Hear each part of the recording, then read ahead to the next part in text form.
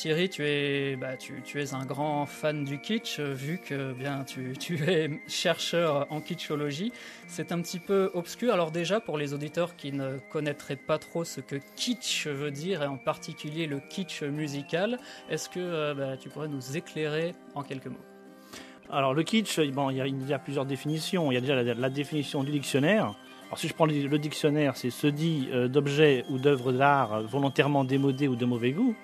Bon, c'est une définition qui ne me plaît pas vraiment. C'est très subjectif, on va dire. C'est Voilà. pas très gentil. C'est pas très gentil. C'est pas très gentil. Si on suit plutôt la définition de Wikipédia, on a une définition qui nous dit: le kitsch qualifie l'accumulation dans un produit culturel de traits considérés comme banaux.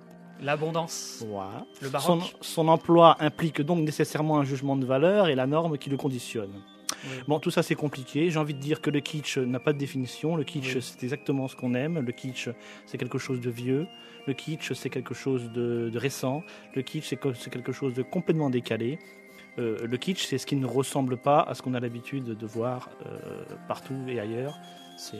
C'est du plaisir avant tout et du plaisir exactement musical. On l'entendra chaque samedi entre 19h et 20h sur Aligre FM. Personnellement, je me suis permis de vous tutoyer. Peut-être que vous souhaitez qu'on vous voit après tout. Vous êtes quand même chercheur en kitschologie, c'est quand même un titre important. Comment est-ce que c'est venu jusqu'à vous, vous-même, ou toi, le kitsch? Eh bien, je pense que c'est comme un gamin qui se baladerait sur une plage, qui trouverait un galet et qui ferait une collection de galets. Ah. Aussi simple que cela. Oui, sauf que c'est beaucoup moins monotone qu'une collection de galets. Mais certainement. Il y en a pour tous les goûts, vous verrez, ça touche toutes les époques, tous les styles musicaux, toutes les provenances, y compris tous les langages également.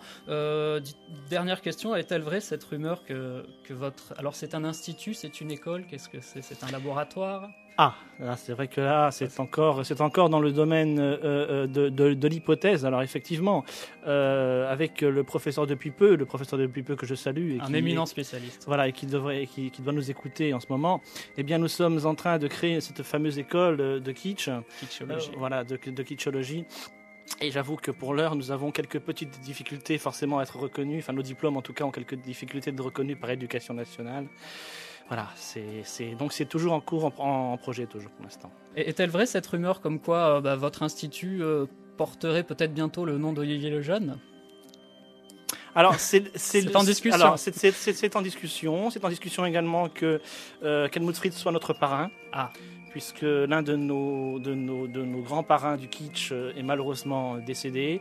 Oui. Il se pourrait aussi que notre institut porte ce nom.